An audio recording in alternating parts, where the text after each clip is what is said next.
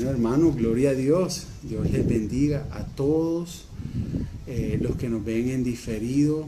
Quiero extenderte un saludo fraternal de parte de tu hermano Elías. Y bueno, les damos la bienvenida a este nuevo día, ¿cierto? Donde vamos a seguir con el tema de los acontecimientos futuros. Eso es parte de la serie que hemos iniciado y que estamos llevando a cabo los miércoles para los que apenas se están uniendo. Bendiciones para todos, bienvenidos.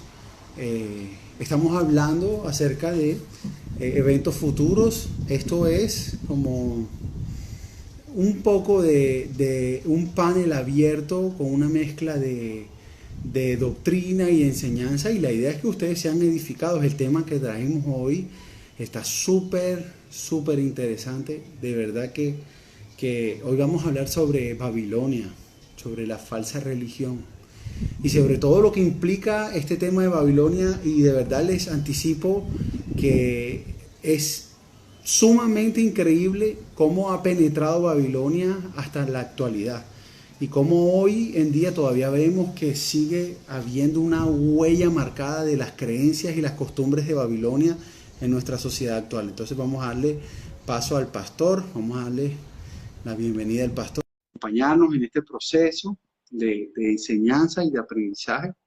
Bueno, y que sea un tiempo de bendición, que es lo que nos pedimos.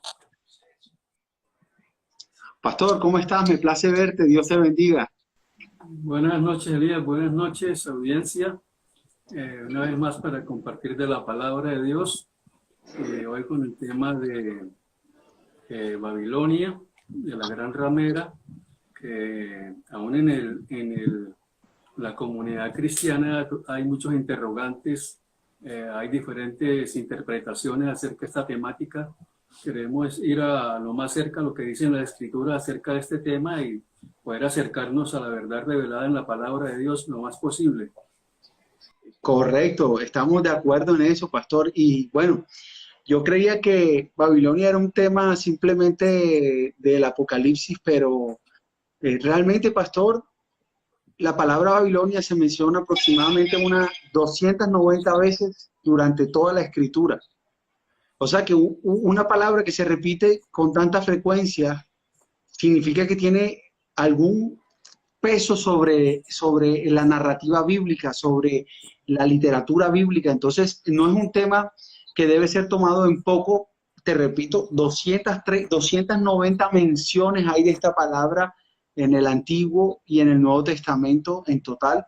Así que es muy importante no perder de vista lo que hoy podemos aprender de Babilonia. Entonces, en primera medida, pastor, explícanos en qué momento surge Babilonia o cuándo empieza lo que hoy conocemos como Babilonia.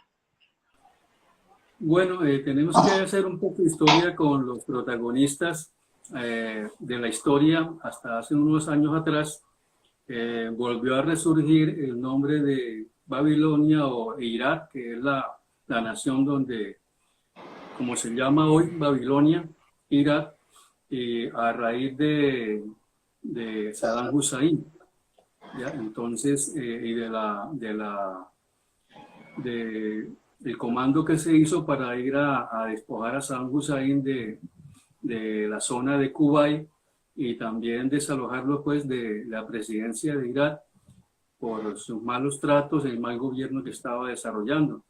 Entonces, si nosotros hacemos un poco de historia, la verdad que de Saddam Hussein desconocíamos casi todo, porque solo se le pintó como un dictador nomás, pero en cuanto a su persona se desconocían muchas cosas que trascendieron en lo que fue el desarrollo de su carácter y cómo se perfiló en la nación.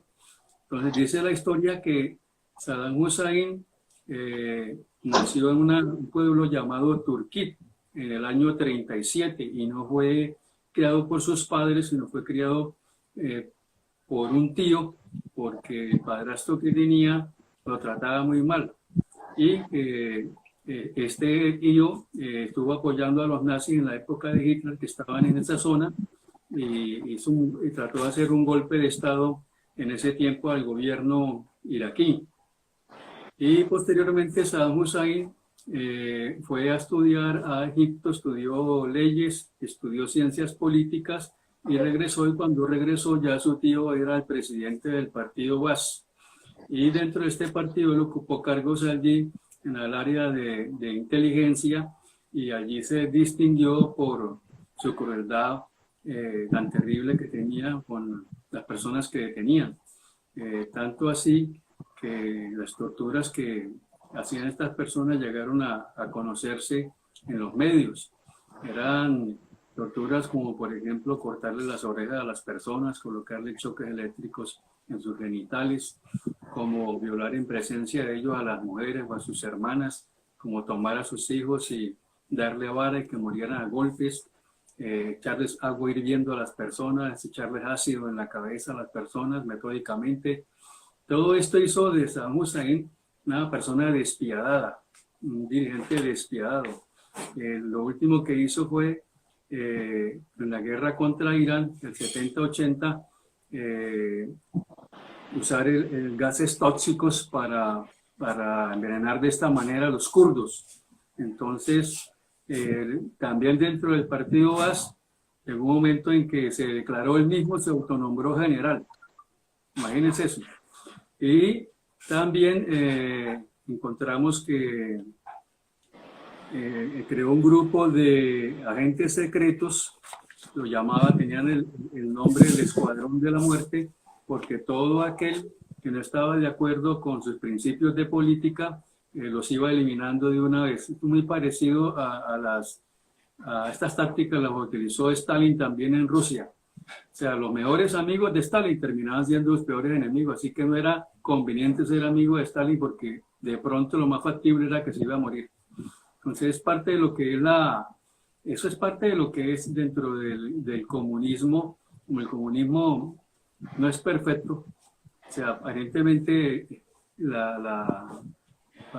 primer comunista habla del amor y la ayuda mutua y de que todos tienen todo y es de todos, pero a la larga son simplemente filosofías que el hombre en su naturaleza carnal es imposible que las pueda cumplir, porque el germen del egoísmo, de la envidia, de los celos está en ambas partes, y comienza la duda y comienza Satanás también ahí a utilizar, a jugar con las personas, y en eso es que terminan estas situaciones.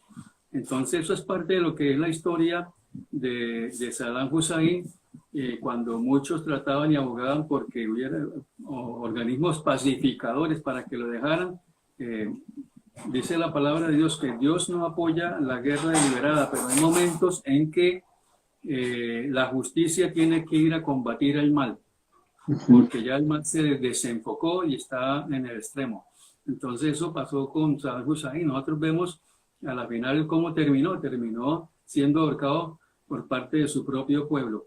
Pero dentro de su gobierno, que asumió más o menos en el 32, ya en 1927 se habían desarrollado y encontrado muchos pozos petroleros allí en Irak y estaban en el auge del poder del petróleo.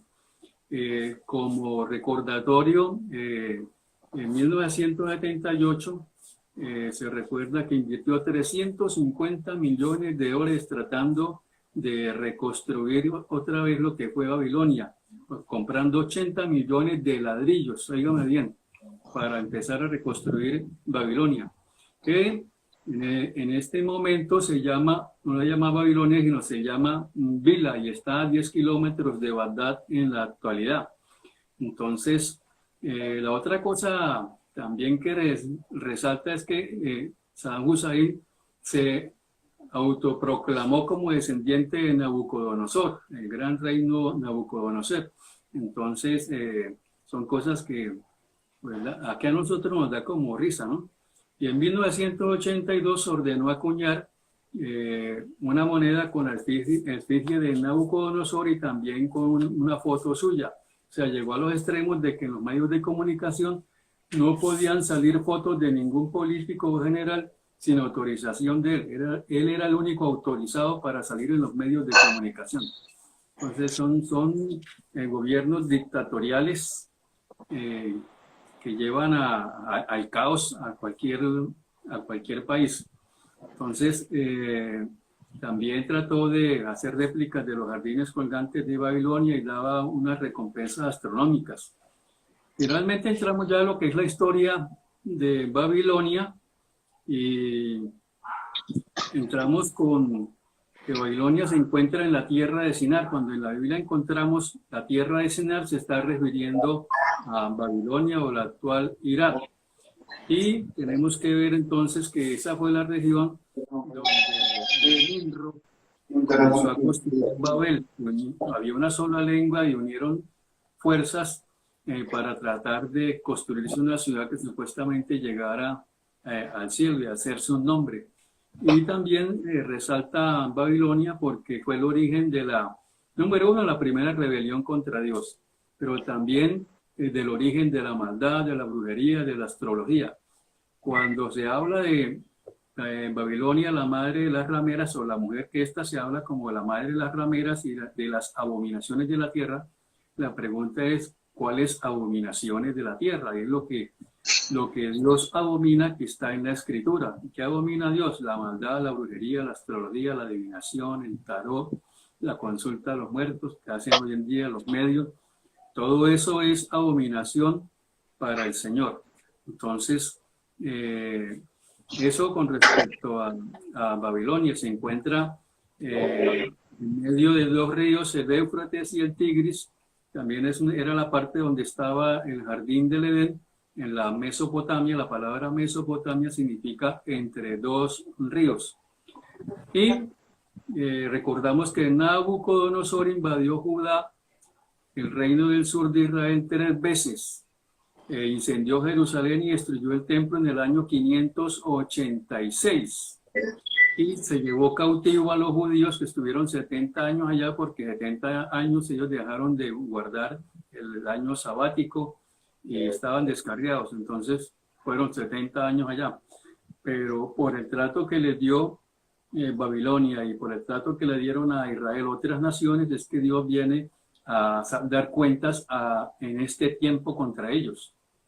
Entonces, en la actualidad, Babilonia como tal no existe, solo están unas ruinas allí. La verdad que lo que dice la historia, que sus murallas medían 110 metros de alto por 25 de ancho. Imagínense eso.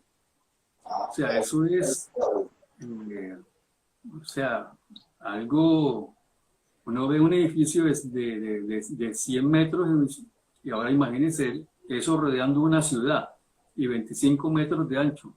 Eso era un desarrollo arquitectónico tremendo, una obra gigantesca. ¿Cuánta gente utilizaron para construir eso, esas murallas? Bueno, lo interesante del caso es que esas murallas o Babilonia como tal nunca fue destruida, dice la historia y dicen los profetas. Entonces, lo que hizo Saddam Hussein fue el comienzo, porque el gobierno ahora está tratando también de reconstruir. Lo que pasa es que no tienen al 100% todo el desarrollo petrolífero y también lo que está sucediendo hoy en día con el petróleo, pues le resta todo el ingreso que ellos requieren para la reconstrucción, pero está dentro de sus propósitos reconstruir la ciudad con el ánimo de hacerlo una ciudad turística. Imagínense, si la gente viene a ver Cartagena, que tiene unas murallitas de 2 metros con 50, ahora imaginen unas murallas de 110 metros con 25 de ancho, lo atractivo que va a ser eso para el turismo. Entonces, eso es parte de lo que es la historia de Babilonia.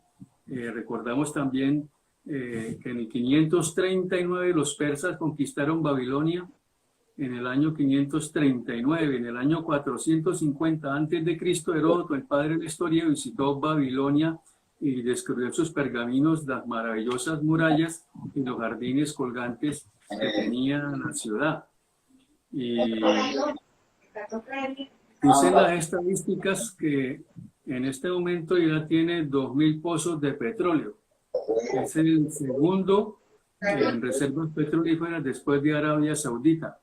Entonces, con esas riquezas que están todavía ahí, que no están explotadas totalmente, es que es posible que se reconstruya esta ciudad y haya una generación de prosperidad en toda la nación, en el Irak que hoy conocemos, donde todavía hay soldados americanos allí, no se han ido totalmente todavía.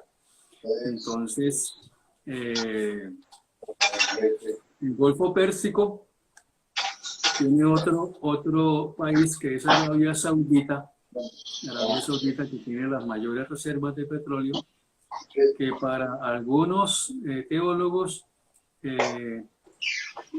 es el enfoque de lo que podrían llamar a Arabia Saudita, la llaman la hija de Babilonia.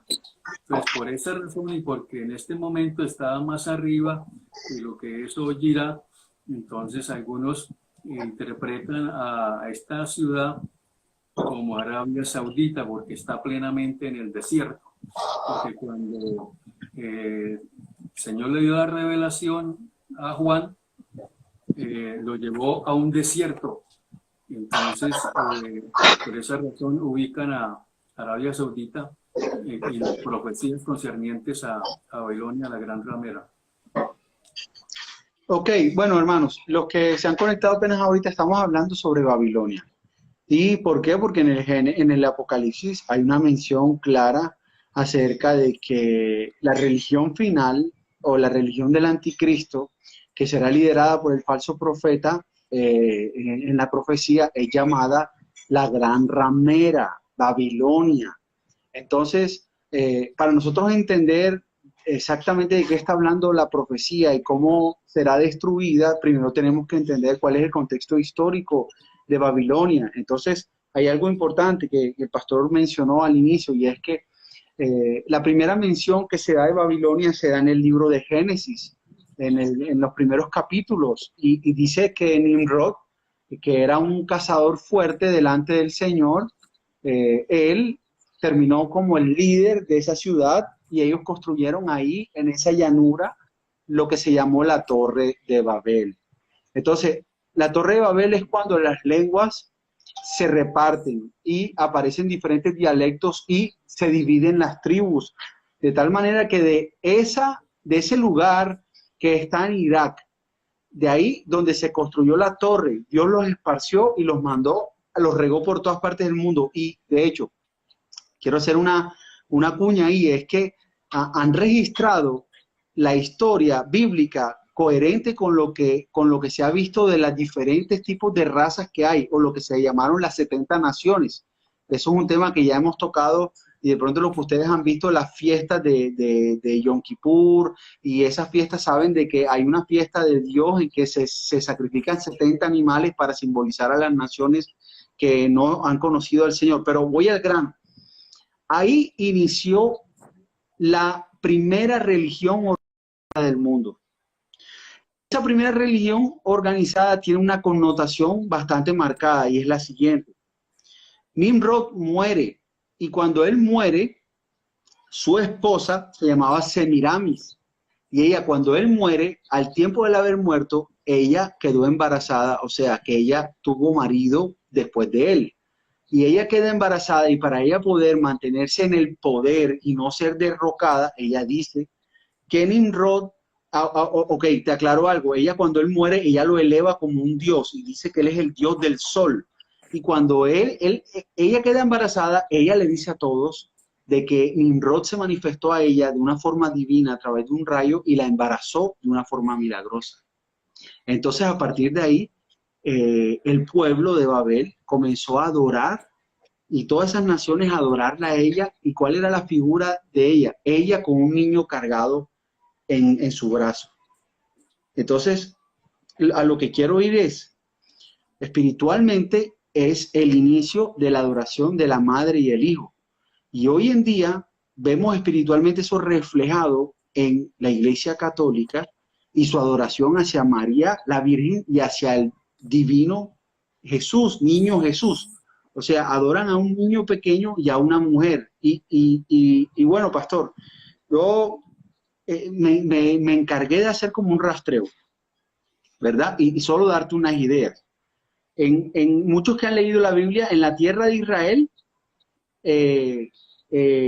Tamuz, que era el hijo de Nimrod, supuestamente en la tierra de Israel era conocido como Baal, ¿cierto? Y era adorado.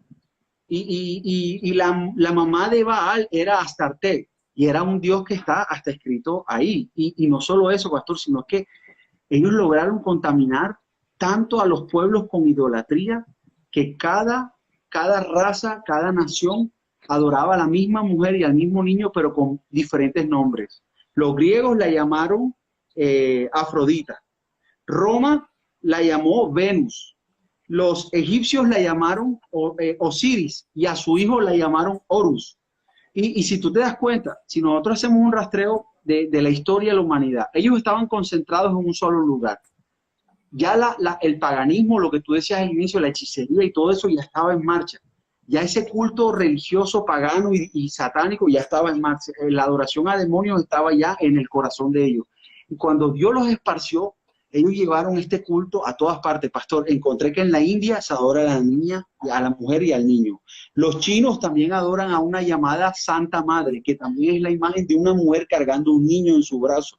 Los chinos, hasta los indígenas, los egipcios, los asirios, los babilonios. O sea, nadie se escapó de esa adoración porque partió en Babilonia. Entonces, cuando Apocalipsis habla de esta Babilonia, está diciendo de una religión que mezcla lo pagano con lo santo y hace una mezcolanza de las dos cosas, ¿cierto? Y esta es la religión final que vamos a ver en el Apocalipsis, la que va a estar marcada en los días finales. Entonces, definitivamente, la Iglesia Católica, pastor, permitió. O sea, yo no tengo nada en contra de esa iglesia y de sus creencias, ¿verdad? Pero, o sea, vamos a hablar lo que es. Cuando Constantino, en el siglo IV, acepta el cristianismo como la religión oficial, ellos en vez de convertirse al evangelio, ellos lo que hicieron fue un sincretismo, unieron el evangelio con el paganismo, a tal punto en que ellos adoptaron costumbres paganas dentro de su religión católica. Bueno, católica romana, sus creencias romanas, al punto en que nunca antes en los primeros siglos del cristianismo se había adorado a María. Ninguno de los padres, ni los apóstoles, ni ninguno de los primera y segunda generación de creyentes adoraron a María. Y de repente desde el siglo IV, desde el concilio de Constantinopla, ¡pum!, montan la adoración a María y al divino niño Jesús. Y a partir de ahí ha sido la bandera emblemática de adoración de la Iglesia Católica. Y no han podido apartarse del paganismo que recibieron en el siglo IV. Estamos hablando del siglo IV al siglo XXI. Ya van muchos siglos en la misma creencia errónea. ¿Cierto, pastor? Que entonces María no era madre de Jesús, sino la madre de Dios. Oye, ¿y qué celebramos el 7 de diciembre?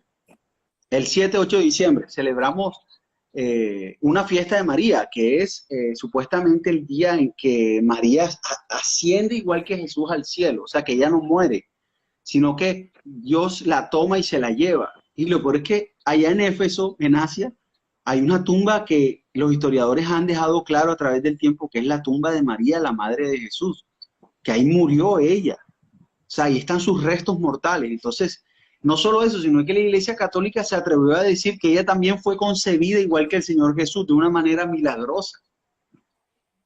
¿Sí me entiendes? Entonces, ¿de dónde parten todas estas creencias? De la unión entre el Estado y la Iglesia. Eso es la combinación más dañina que ha recibido el mundo entero. Cada vez que el Estado se une con la Iglesia para hacer un frente unido en contra de todos. Y esto es lo que va a pasar al final de los días. O sea, no me quiero adelantar, pero solo estoy mostrando como un esqueleto donde el poder gubernamental y político y económico se unen con el poder espiritual. ¿Qué fuerzas tan imparables serán como un solo brazo, como un solo poder? Al unir estas dos fuerzas, ¿cuánta gente no caerá bajo el control de ellos? O sea, por lo político y gubernamental o por lo espiritual y religioso.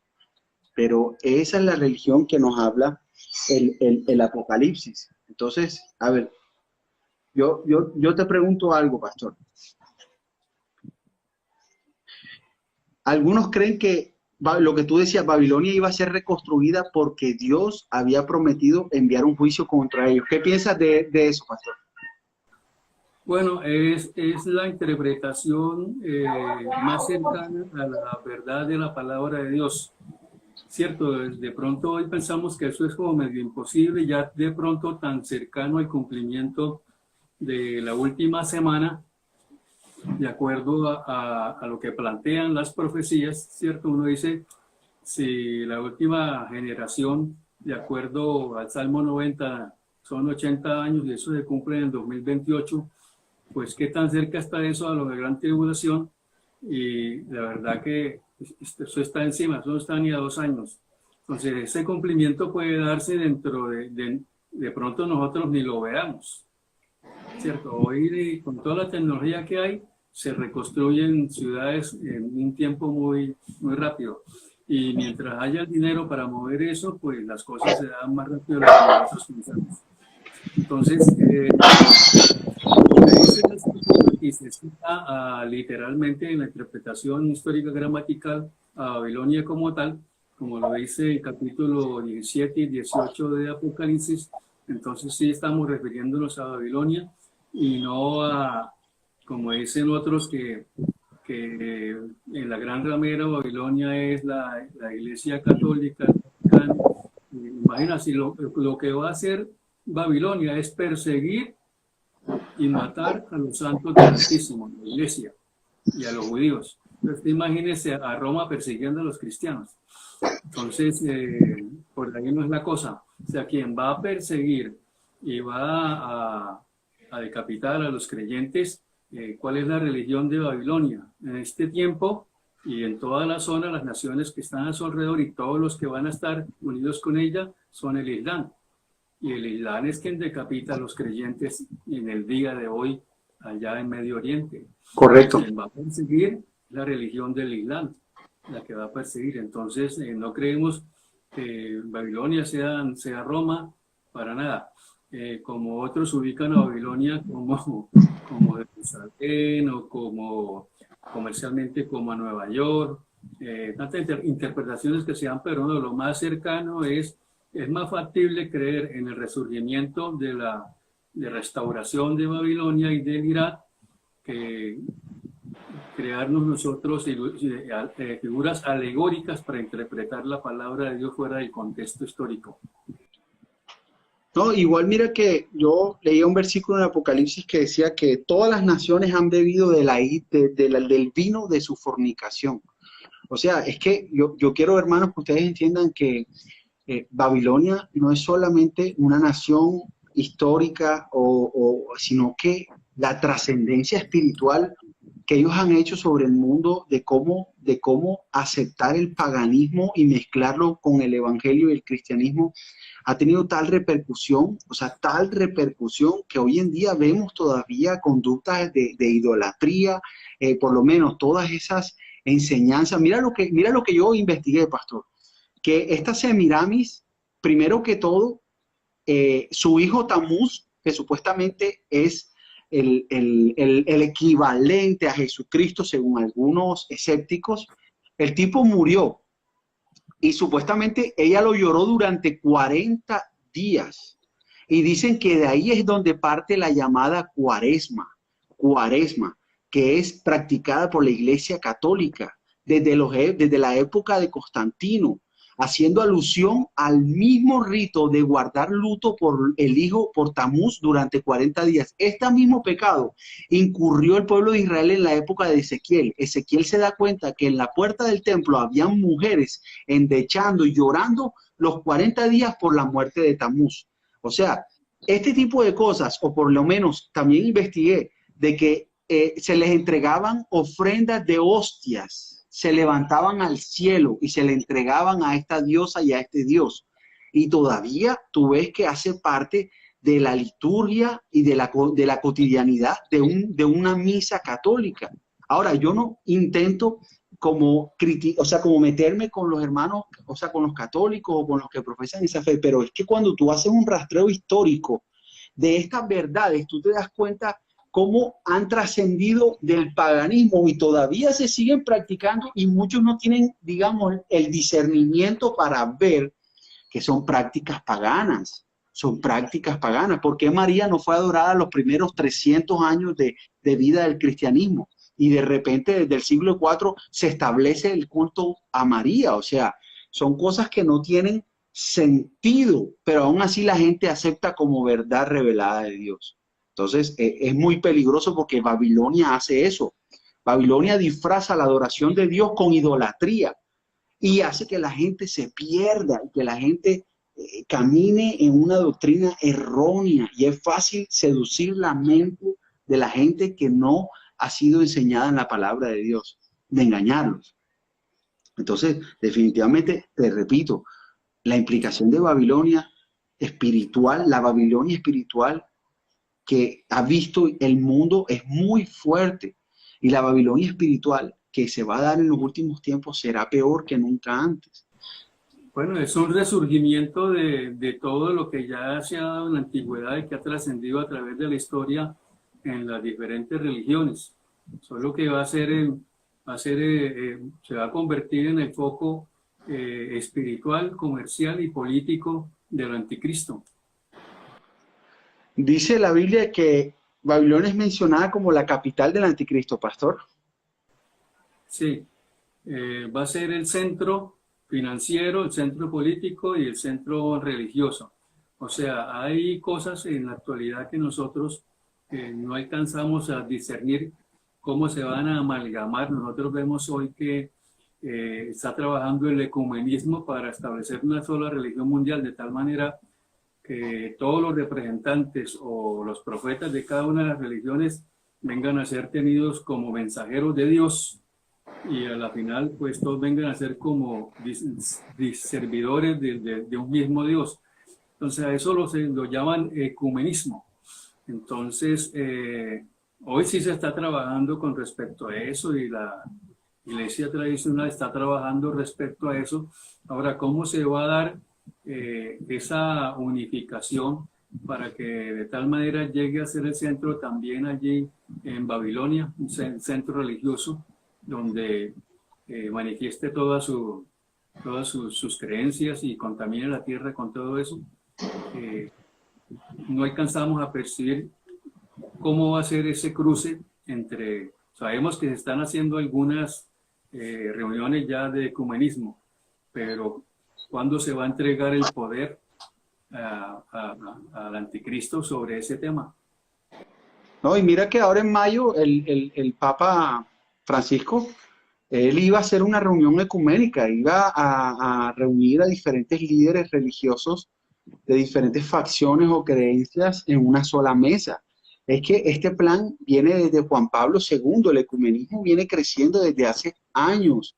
Y es que, pastor, a mí no me haría extraño que el anticristo tenga el poder de reconciliar el Islam y el catolicismo. O sea, te lo digo porque el Islam espera un enviado, un Mesías, y la Iglesia Católica está esperando a Jesucristo, aparentemente. Entonces, dice a Tesalonicenses que aún los escogidos serán engañados. O sea que el poder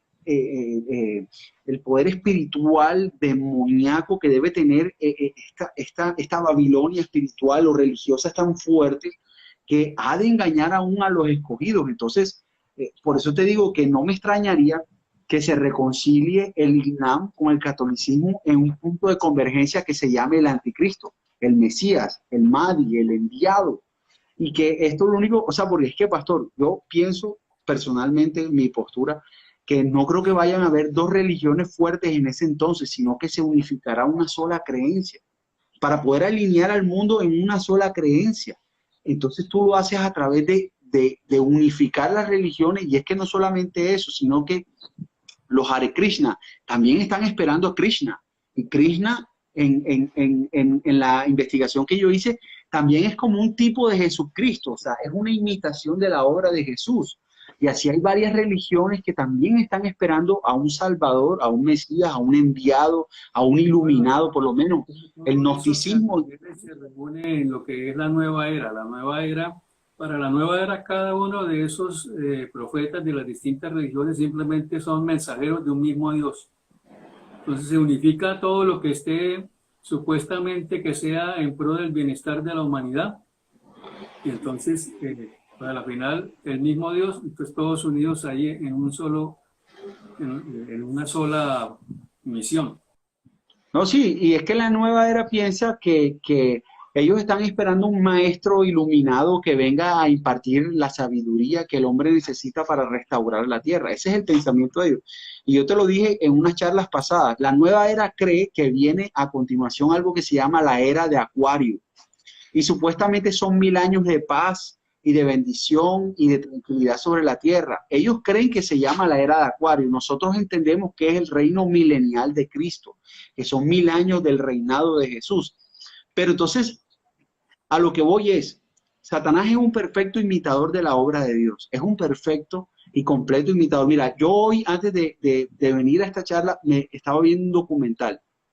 Y el documental muestra, el tipo es un no creyente y el man destruye las religiones a través del documental. ¿Sabes qué hace, pastor? Muestra los parecidos entre Horus, que es el dios egipcio, con Mitra y con un par de dioses más del Medio Oriente de la época antigua con la obra de Jesucristo, que nacieron de una virgen, que nacieron el 25 de diciembre, o sea, pero obviamente tú y yo sabemos que Jesús no nació el 25 de diciembre. Y dicen cosas como que también tuvo discípulos y que hizo milagros, pero, o sea, el documental se encarga de destruir por completo las religiones. Y creo que el 70% de las personas que ven el documental se convencen de que las religiones son falsas. Y lo que hace Satanás es imitar la obra.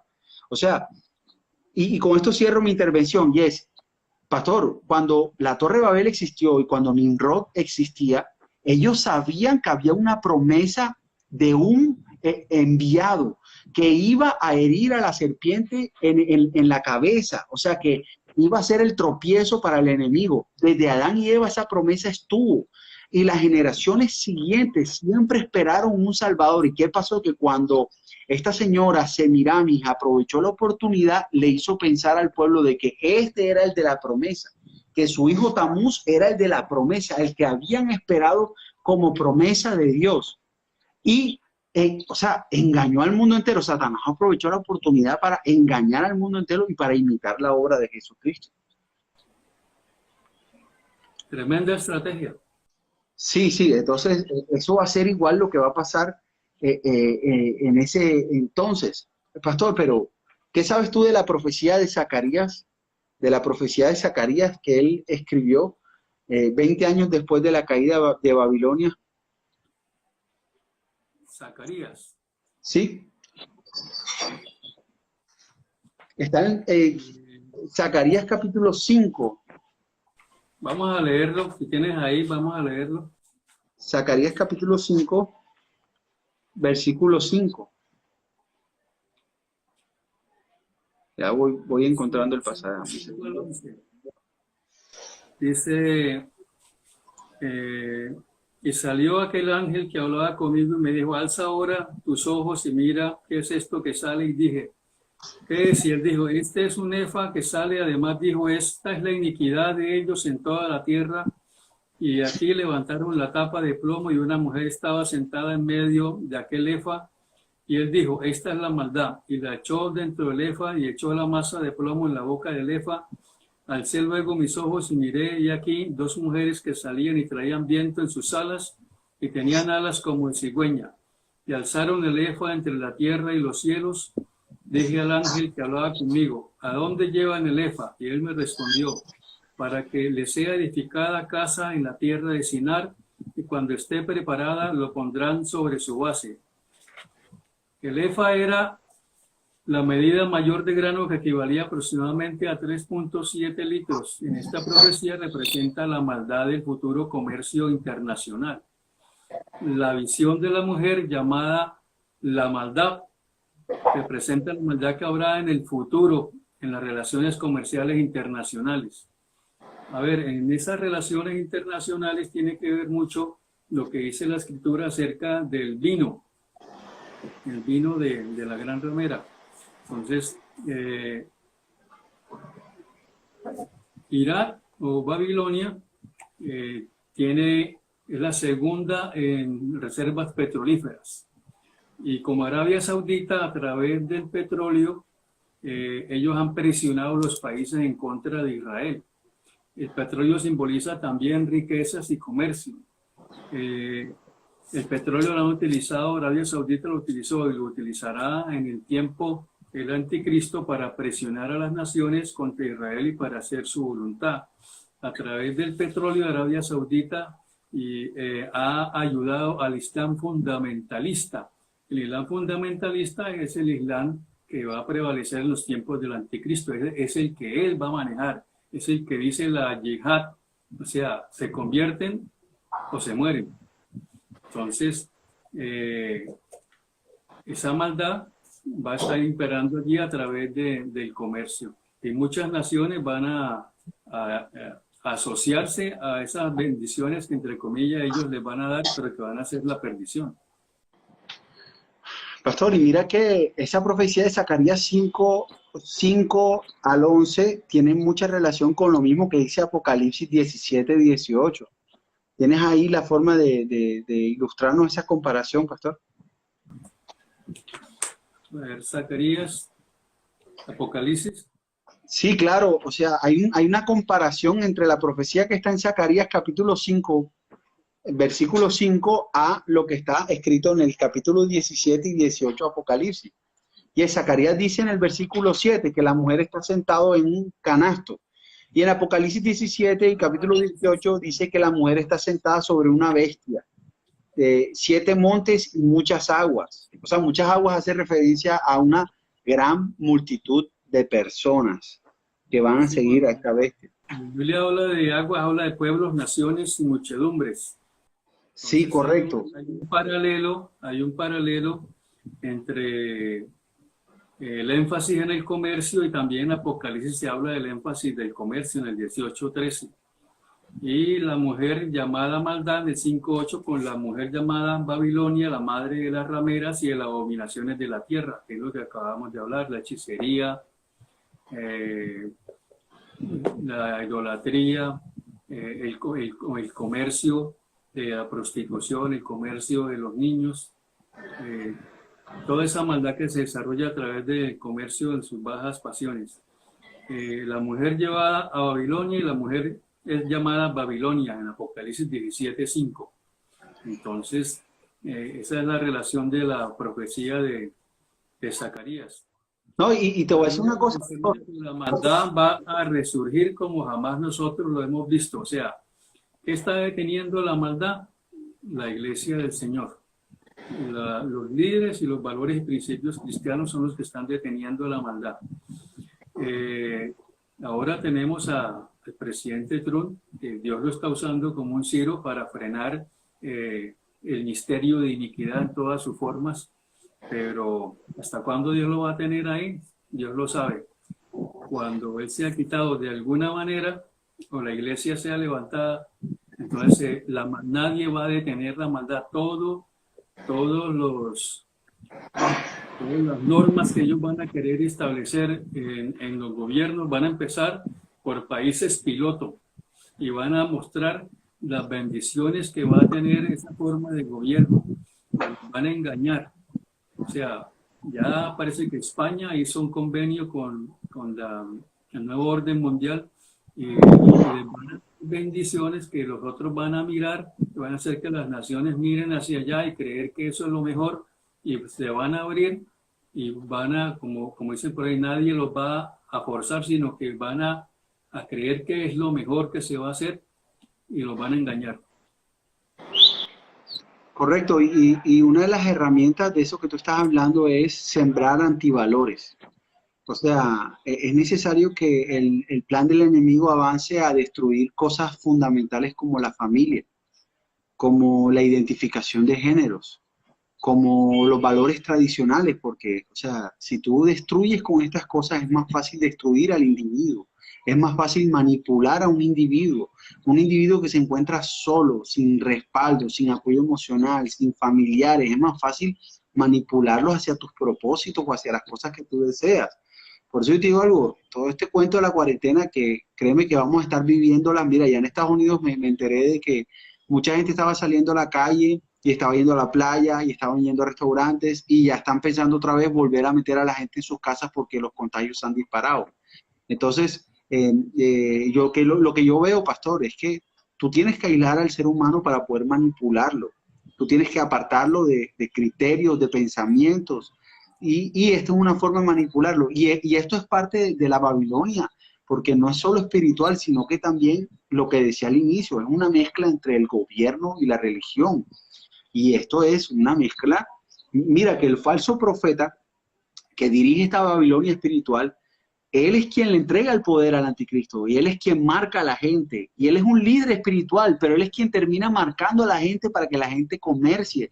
Él es quien le entrega la autoridad gubernamental al anticristo. Él es quien hace que las naciones lo alaben y le entrega el poder a él. Entonces, lo increíble es que, miren, en Europa mucho tiempo la iglesia estuvo completamente mezclada en el Estado. Tanto así que si un rey quería derrotar a otro rey, tenía que primero ir a pedirle permiso al Papa.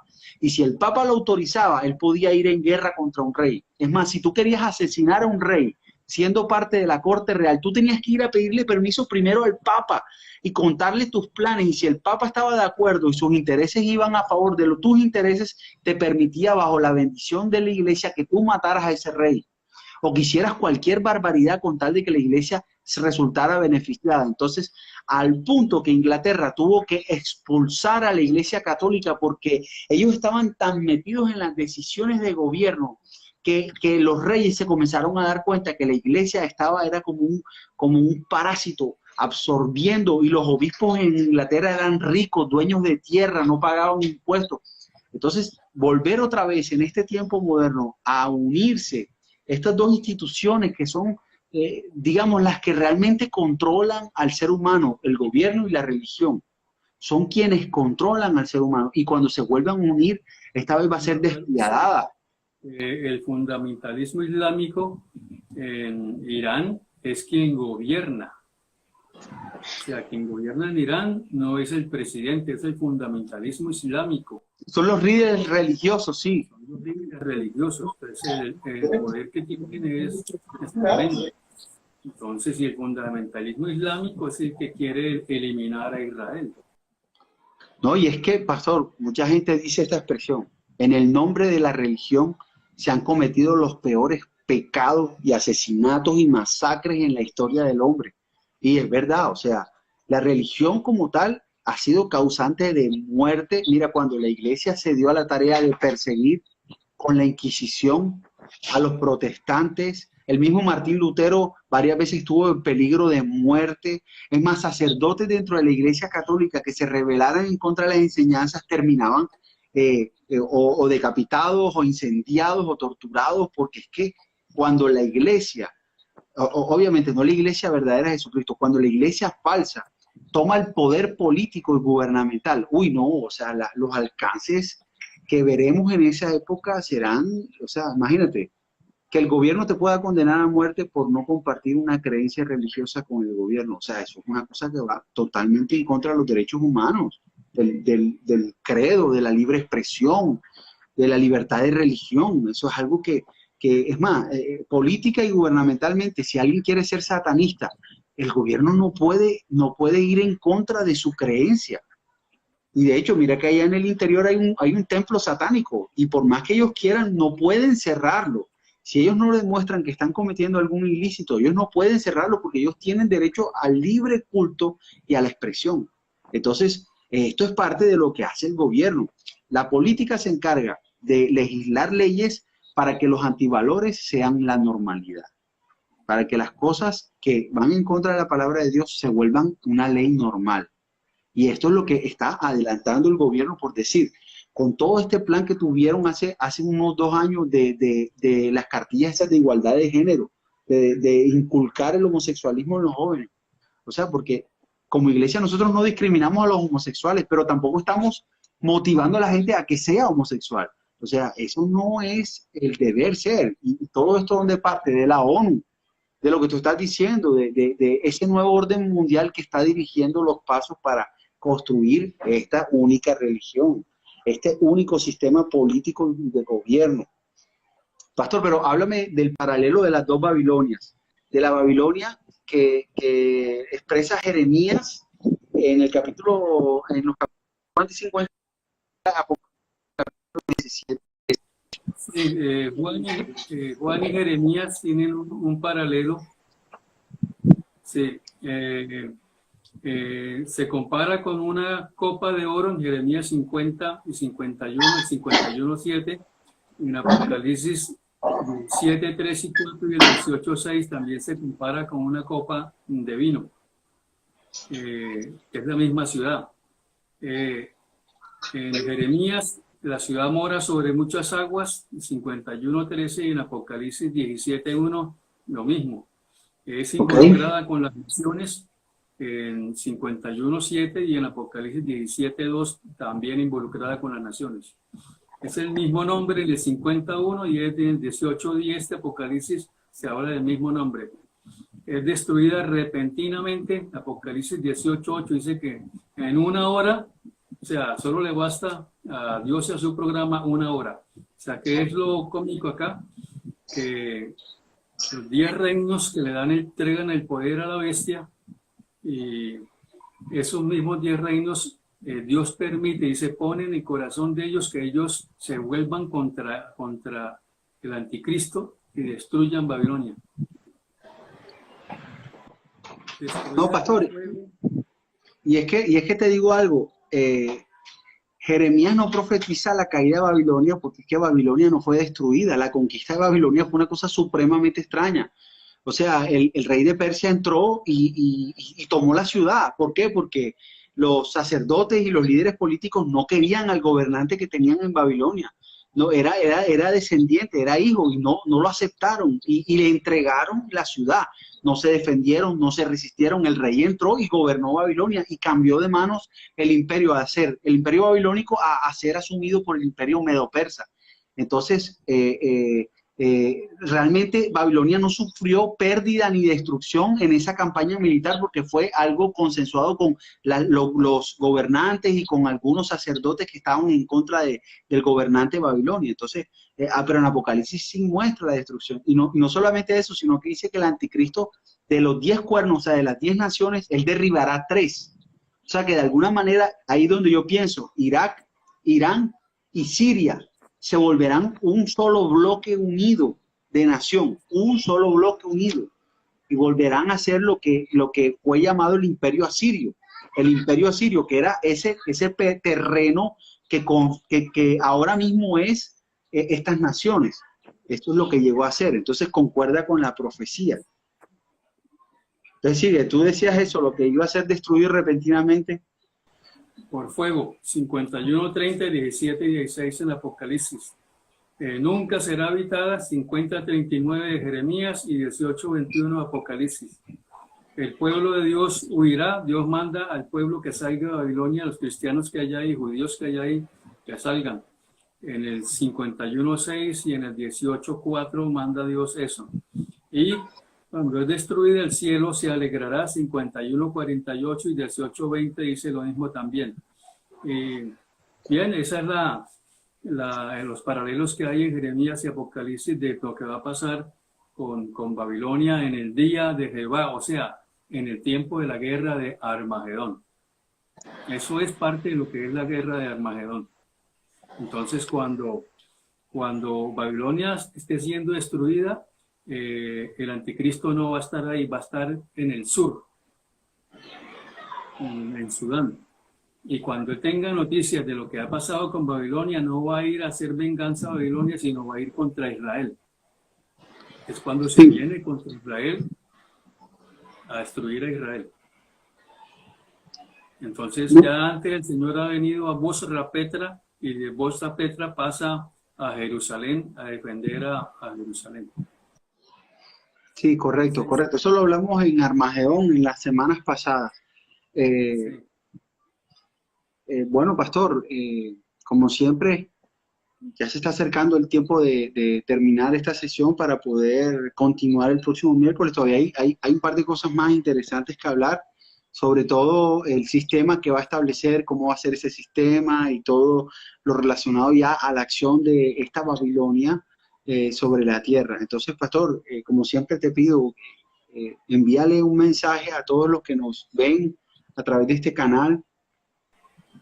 Bueno, que Dios les bendiga, el número 1. 2, este programa queda grabado para que lo puedan compartir con amigos, con familiares. Esto es lo que va a suceder en tiempo no muy lejano. Estamos muy cerca a estos tiempos, entonces necesitan estar apercibidos de lo que está pasando. Las noticias comenzarán a hablar muy estratégicamente de estas situaciones que pasan en el mundo, pero no a profundidad. Entonces, invita a sus amigos para el próximo miércoles a las 7:30. Invítela a ver este programa que queda ahí grabado. Que nos vemos el día sábado a las 5, nuestro servicio con los jóvenes, y el domingo a las 10 de la mañana. Que Dios les bendiga, Dios les guarde. Lea la palabra de Dios. Amén. Gracias, pastor. Dios te bendiga, pastor. Amén. Bueno, hermano, gracias por apartar un tiempo para crecer en el conocimiento del Señor. Sé que es necesario para todos seguir creciendo en todos estos temas. No siendo más, les deseamos que tengan buena noche y que el Señor los bendiga a todos.